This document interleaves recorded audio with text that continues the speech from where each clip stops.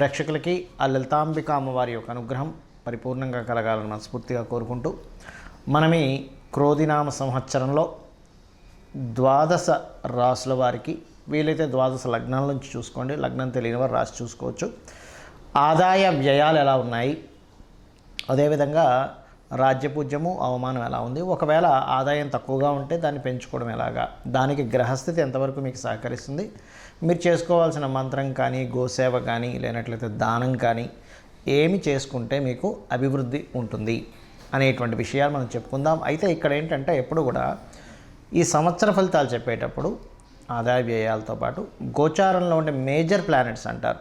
అంటే slow moving planets, fast moving planets ఉంటాయి. అంటే త్వరగా నెలకి 25 రోజులకి 45 రోజులకి జరిగిపోయే ప్లానెట్స్ కొన్ని ఉంటాయి. అంటే రవి, కుజుడు, శుక్రుడు, బుధుడు వీళ్ళు. ఇక చంద్రుడు అయితే 2.5 రోజులకు మారిపోతూ ఉంటాడు ఒక్కో రాశి. కానీ మేజర్గా మనల్ని రూల్ చేసేటువంటిది జీవకారకుడైనటువంటి గురువు, కర్మకారకుడైనటువంటి శనిశ్చరుడు, అదేవిధంగా కాలానికి కారకుడైన రాహువు, మోక్షానికి కారకుడైన కేతువుని ప్రధానంగా మనం తీసుకుంటాం. ఈ మోక్షానికి కారకుడైన కేతువు ప్రస్తుతం ఈ సంవత్సరం అంతా కూడా మనకి కన్యారాశిలో ఉంటాడు.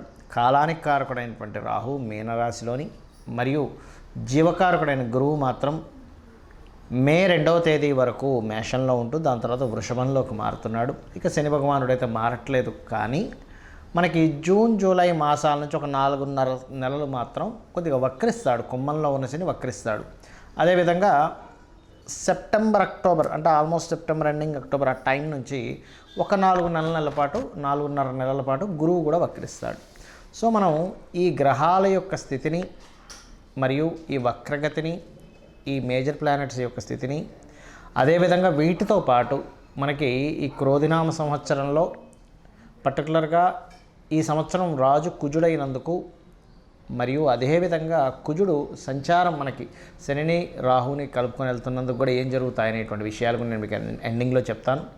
కాబట్టి మనం ఒక్కొక్కటి తెలుసుకొని ఆ అమ్మవారి యొక్క అనుగ్రహాన్ని పొందుదాం. ముందుగా మేషరాశి, మీకు ఆదాయం ఎలా ఉంది, వ్యయం ఎలా ఉంది, రాజ్యపూజ్యం ఎలా ఉంది, అవమానం ఎలా ఉంది అని చూసుకున్నట్లయితే మీకు పంచాంగాల్లో ఇచ్చేటువంటి చూసుకుంటే 8 ఆదాయం అండి, వ్యయం 14, రాజ్యపూజ్యం 4, అవమానం 3. అయితే ఇక్కడ ఈ 4, 3 రాజ్యపూజ్యం అవమానం ఉంటే ఆదాయ వ్యయాలు 8, 14 ఉన్నాయి. అంటే 8 లక్షలు వచ్చింది అనుకోండి, సంవత్సరానికి 14 లక్షలు ఖర్చు చూపిస్తుంది. అమ్మో మరి ఇది ఇలాగేనా అండి, మనం దీనికి ఏమైనా మార్పు ఉండదా అంటే భయపడాల్సిన పని ఏమీ లేదు. ఎందుకు అంటే చెప్తాను చూడండి, లాజిక్ తెలుసుకోవాలి. మే మాసం నుంచి ధనాన్నిచ్చే కారకుడు 2లోకి వస్తున్నాడు. అంటే మేషరాశి వారికి ఎప్పుడైతే ధనాన్నిచ్చే కారకుడు 2లోకి వస్తాడో పెద్దగా భయపడాల్సిన పని లేదు. మరి ఇది వ్యయాధిపతి కదా అని మనకు సందేహం కలుగుతుంది. వ్యయాధిపతి అయినందుకు విదేశీ ధనయోగాలు, ఫారెన్ రిలేటెడ్ సంబంధించిన ఉద్యోగాలు ఎక్కువగా ట్రై చేసుకుంటే ఇంకా బాగుంటుంది. మరి దీనికి ఏమి చేయాలి, ఈ వ్యయం తగ్గాలంటే ఏం చేయాలి, ఆదాయం పెరగాలంటే ఏమి చేయాలి అంటే చాలా సింపుల్గా 2వ స్థానంలో గురువు ఉన్నాడు కాబట్టి 2వ స్థానాధిపతి శుక్రుడయ్యాడు కావున కేతువు యొక్క దృష్టి కూడా ఉంది కాబట్టి మీరు గణపతిని, దత్తాత్రేయుడిని, అమ్మవారి యొక్క ఆరాధన మీరు ఎంత చేస్తే అంత ఆదాయం పెరుగుతుంది, గుర్తుపెట్టుకోండి. మరి వ్యయం తగ్గాలి, 12వ స్థానంలో రాహు ఉన్నాడు, మినుములు దానంగా ఇవ్వండి, ఖచ్చితంగా మీ వ్యయం తగ్గుతుంది. ఇందులో చూపించేటువంటి పంచాంగంలో చూపించేటువంటి 8, 14 సంఖ్య గురించి మీరు మైండ్లోంచి హ్యాపీగా తీసేసేయచ్చు. అదేవిధంగా రాజ్యపూజ్యం అవమానం 4, 3 అంటే మనల్ని మెచ్చుకునే వారి సంఖ్య 4 ఉంటే మనం చేసే ప్రతి పనిలోనూ ఒక తప్పు నుంచే వాళ్ళు ఉంటారు, వాళ్ళు 3 ఉన్నారు, 4, 3. మరి ఇది ఎలాగా, ఏం చేయాలి అని చెప్పి చూసుకున్నట్లయితే ఇక్కడ రాజ్యపూజ్యం పెరగాలి, అవమానం తగ్గాలి అంటే, రాజ్యపూజ్యం పెరగాలి అంటే మీరు చేయవలసింది ఏమిటి అంటే చాలా ఉంటాయి. ఇందులో నేను మీకు ఒకటి చెప్తున్నాను, గుర్తుపెట్టుకోండి. కాలభైరవ అష్టకం చేసుకోండి, రాజ్యపూజ్యం ఖచ్చితంగా పెరుగుతుంది.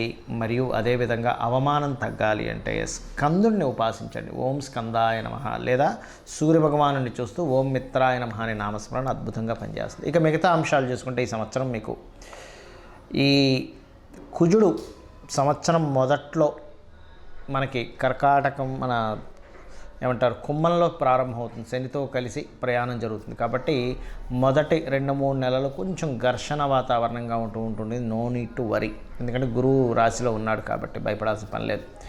కాకపోతే ఫైనాన్షియల్గా మంచి గ్రోత్ ఉంది, అందులో ఎటువంటి సందేహం లేదు. విదేశాలకు వెళ్ళాలి, విదేశీ సంబంధించినటువంటి విషయాల్లో మంచి అనుకూలత ఉంటుంది. మీరు ఏదైనా ప్రాపర్టీ తీసుకోవాలి అనుకుంటే మే లోపలే తీసుకోండి. మరియు అదేవిధంగా గమనించుకున్నట్లయితే ఈ సంవత్సరం ప్రధానంగా మీకు చూసుకున్నట్లయితే ఇక్కడ ఇన్సూరెన్సెస్ మూలంగా మంచి లాభాలు ఉంటాయి, రీసెర్చెస్ మూలంగా లాభాలు, ఇన్సూరెన్సెస్ మూలంగా లాభాలు ఉంటాయి. కాకపోతే 6వ స్థానంలో కేతువు యొక్క సంచారం సంవత్సరం మొత్తం ఉంటుంది. కావున మీరు ఎవరికైనా అప్పులు ఇవ్వడము, అప్పులు తీసుకోవడము, ఇటువంటి విషయాల్లో అగ్రిమెంట్స్ రాయడము, ఇటువంటి విషయాల్లో ఖచ్చితంగా చూస్ చేయాలి. ఎందుకంటే మేషలగ్నం ఆరు మేషరాశిలో పుట్టినవారు మెయిన్గా వీళ్ళ కర్మంతా కూడా అప్పుల్లో ఇరుక్కునే కర్మలు ఉంటాయి, ఎవరికైనా ఇవ్వడం ద్వారా ఇవి ఇరుక్కుంటుంటారు. కాబట్టి ఈ యొక్క విషయంలో చాలా జాగ్రత్తగా ఉండండి. అయితే మొదటి 2-3 నెలలు మాత్రం కొంచెం చేసే జాబ్లో కొంత స్ట్రెస్ ఉండడం ఇట్లాంటివి జరుగుతాయి. ఎందుకంటే ఆల్రెడీ మనకి రవి కుజుల యొక్క సంచారం శని మీద నుంచే వెళ్తూ ఉంది. దాని తర్వాత శని తర్వాత రాహు కూడా ఉన్నాడు. కాబట్టి ఈ యొక్క కాంబినేషన్స్ అనేటువంటివి ఉన్నాయి పర్టికులర్గా. అయితే ఇక్కడ నేను చెప్పేది ఏమిటంటే మీరు మీ యొక్క ఉద్యోగ వృత్తి సంబంధించిన విషయంలో కాస్త సుపీరియర్స్ అనేది స్ట్రెస్ ఉన్నట్లయితే మీరు చాలా సింపుల్గా ఈ యొక్క విషయాన్ని క్లియర్ చేసుకోవచ్చు. ఎలాగా అంటే మీకు దగ్గరలో గోశాల కనుక ఉన్నట్లయితే గోవులకి పిడికెడు బెల్లం తినిపించండి. పిడికెడు బెల్లము, క్యారెట్లు, గోధుమ రవ్వ ఇటువంటి పదార్థాలు మీరు తినిపించినట్లయితే మిత్రత్వం పెరుగుతుంది. మరియు ఇది కేవలం మనకి ఉగాది నుంచే కాకుండా దానికంటే ముందు నుంచి కూడా కుజుడు యొక్క ప్రభావం దాని మీద ఉంది కాబట్టి, శని మీద ఉంది కాబట్టి, దశమాధిపతి మీద ఉంది కాబట్టి కాస్త ఉగాది ముందు నుంచే ఆల్మోస్ట్ ఫిబ్రవరి మాసం నుంచే దీని ప్రభావం ఉంటుంటుంది. కాబట్టి కాస్త సూర్య నమస్కారాలు చేసుకుంటూ ఓం మిత్రాయ నమః అనే నామస్మరణ కనుక చేసినట్లయితే అన్ని విధాలా బాగుంటుంది. వివాహ సంబంధించిన ప్రయత్నాలు, వివాహానికి సంబంధించిన ఏవైతే ఉంటాయో మీరు మే లోపల సెట్ చేసుకోవడం మంచిది. లేదా గురువు వక్రించినప్పుడు, మనకి గురు వక్రం శని వక్రం అని చెప్పుకున్నాం కాబట్టి సెప్టెంబర్ నుంచి మరలా ఒక 4.5 నెలల పాటు ఆ సమయంలో మీరు ప్లానింగ్ చేసుకోవచ్చు. అదేవిధంగా శని కాస్త వక్రిస్తున్నాడని చెప్పుకున్నాం, ఆ సమయంలో మాత్రం కొంచెం అది పర్టికులర్గా జూన్ జూలై మాసం నుంచి ఒక 4.5 నెలలు మాత్రం కాస్త ఉద్యోగ సంబంధించిన విషయంలో కొన్ని మార్పులు అనేవి సూచిస్తున్నాయి. కాకపోతే ఆ సమయంలో కొంత స్ట్రెస్ అది ఉంటుంది. కొంచెం ఆ టైంలో నూనె కానీ నువ్వులు కానీ దానంగా ఇచ్చినట్లయితే అన్ని విధాలా మీకు బాగుండడం జరుగుతుంది. క్రోధినామ సంవత్సరము ఇక్కడ ప్రపంచవ్యాప్తంగా కానివ్వండి, దేశవ్యాప్తంగా కానివ్వండి, సంవత్సరానికంటూ ఒక లక్షణం ఉంటుంది. ఈ సంవత్సరం రాజైన దాన్ని బట్టి ఒక లక్షణం ఉంటుంది. గ్రహాల యొక్క స్థితిని బట్టి కొన్ని సంఘటనలు జరుగుతాయి. అయితే ఈ క్రోధినామ సంవత్సరం ఎంటర్ అవ్వకముందే కుజుడి యొక్క ప్రభావం పెరుగుతుంది అనేటువంటి చూపిస్తుంది. కాబట్టి ఆల్మోస్ట్ 2024 ఫిబ్రవరి మాసం నుంచే కొన్ని విద్వేషపూరితమైనటువంటి గొడవలకి, రాజకీయ నాయకుల మధ్యన విపరీతమైనటువంటి గొడవలకి, మరియు రాజుల మధ్యన గొడవలకి, యుద్ధాలకి, క్రోధి అంటే క్రోధం, కోపం పెట్టుకోవడం, చిన్న మిస్అండర్స్టాండింగ్స్ చేసుకోవడం, ఇటువంటి నామ సంవత్సరం ఇది. కాబట్టి దేశాల మధ్య, ప్రాంతాల మధ్య, మతాల మధ్య అనవసరమైనటువంటి విద్వేషాలు కలిగించేటువంటి సంవత్సరంగా చూపిస్తూ, ఇది కుజుడి యొక్క సంచారం. దీనివల్ల కుజుడు ఎవరికి కారకుడు అని చెప్పి తీసుకుంటే మిలిటరీకి, అందులో అంటే డిఫెన్స్ వారికి, పోలీస్ డిపార్ట్మెంట్ వారికి, రక్షణ వీటిని కల్పించేటువంటి వారికి. అంటే ఏంటి, ఈ సరిహద్దుల దగ్గర కొంత జాగ్రత్తగా ఉండాలి. అనవసరమైన గొడవలకు సంబంధించిన విషయంలో ఇక్కడ ఏదైనా గొడవలు జరుగుతాయి, అనవసరమైనటువంటి అవుతాయి అన్నప్పుడు కొంత జాగ్రత్తగా ఉండాలి, గుర్తుపెట్టుకోండి. కాబట్టి ఈ క్రోధినామ సంవత్సరంలో అందరూ చేసుకోవాల్సింది ఏంటి, ఇటువంటి గొడవలు మనం ఏమీ ఇబ్బంది పడకుండా ఉండాలి అంటే ముఖ్యంగా గుర్తుపెట్టుకోండి, కుజుడు రాజయ్యాడు కాబట్టి కుజగ్రహానికి శని రాహు గ్రహాల దగ్గర దీపారాధన చేయండి. చేసినట్లయితే అనవసరమైన గొడవలు బయట జరిగే ఛాన్సెస్ ఎక్కువగా ఉన్నాయి. కాబట్టి మీరు వెళ్ళి అనవసరంగా అందులో ఇరుక్కొని అందులో ఇబ్బంది పడకుండా మీరు సేఫ్గా ఉంటారు ఫస్ట్. అదేవిధంగా రాజుల మధ్య, రాజకీయాల నాయకుల మధ్య, రాజ్యాల మధ్య గొడవలు జరిగేటువంటి ఛాన్సెస్ ఇప్పుడు ఉన్నాయి. కాబట్టి వేరే వేరే దేశాల్లో ఉండేటువంటి వారు కూడా కొంచెం ఏదైనా ఇక్కడ ఏదైనా యుద్ధం సంబంధించినవి రాబోతుంది అన్నప్పుడు ఆ సరుకులు ఏవైనా మనకు చూడండి, కొంచెం యుద్ధ వాతావరణం ఉన్నప్పుడు బయటికి వెళ్ళలేని పరిస్థితి వచ్చినప్పుడు కొంచెం ఇంట్లో సరుకులు మనం స్టాక్ పెట్టుకుంటాం. ఇటువంటి విషయాల్లో చాలా అలర్ట్గా ఉండాలి. మొత్తం ప్రపంచవ్యాప్తంగా ఈ కాంబినేషన్ ఏర్పడుతుంది. కావున అలాగే మరొక విషయం ఏంటంటే ఇక్కడ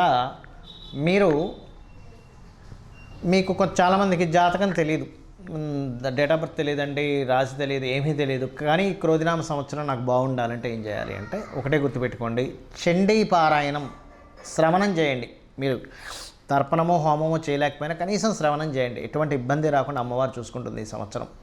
రెండవది, మీకు దగ్గరలో గోశాల ఉన్నట్లయితే గోవులకి చక్కగా మీరు ఏం చేస్తారంటే ఏవైతే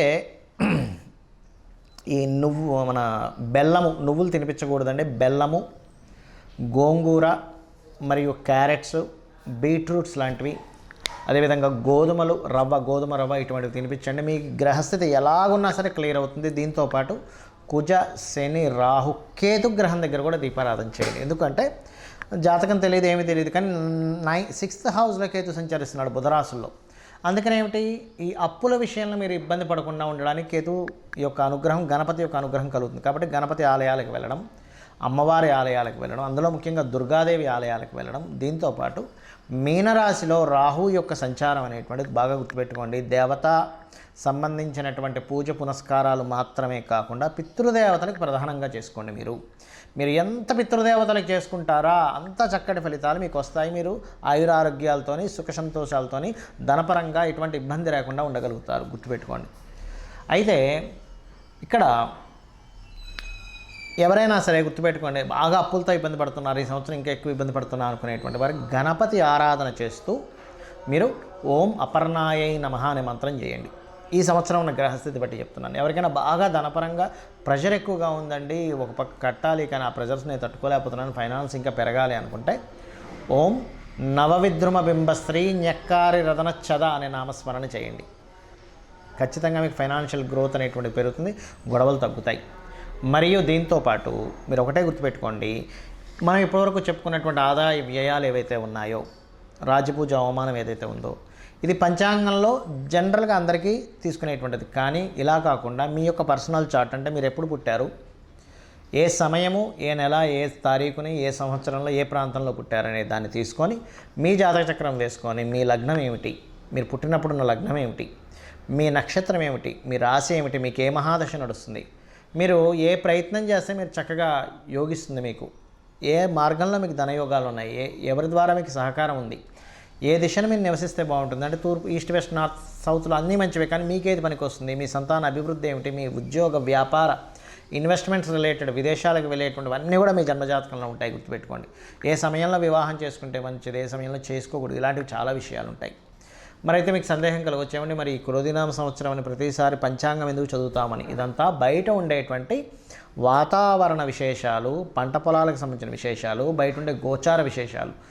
ఇప్పుడు చూడండి, మనం చెప్పుకున్నాం, కాస్త యుద్ధ వాతావరణంగా ఉంది, గొడవలుగా ఉంది, అల్లర్లుగా ఉంది, మత విద్వేషాలు, అనవసరమైన విద్వేషాలు, గొడవలు రేగేటువంటి సమయం ఇది అన్నప్పుడు మనం ఏం చేస్తాం, మన పిల్లల్ని ఎక్కడికైనా పంపించేటువంటి విషయంలో, మనం ఎక్కడికైనా వెళ్ళేటువంటి విషయంలో అలర్ట్గా ఉంటాం.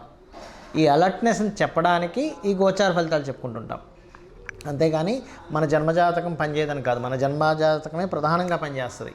ఇక్కడ ఒకవేళ మన దాంట్లో ఉదాహరణకి ఆదాయం తక్కువగా ఉంది, చాలా తక్కువగా ఉంది, వ్యయం చాలా ఎక్కువగా ఉంది అని అన్నప్పుడు మీ జన్మజాతకంలో ధనయోగ దశలు నడుస్తున్నాయని కూడా 1% కూడా మీరు టెన్షన్ పడాల్సిన అవసరం లేదు. జస్ట్ ఆ రెమెడీస్ చేసుకుంటే క్లియర్ అవుతుంది.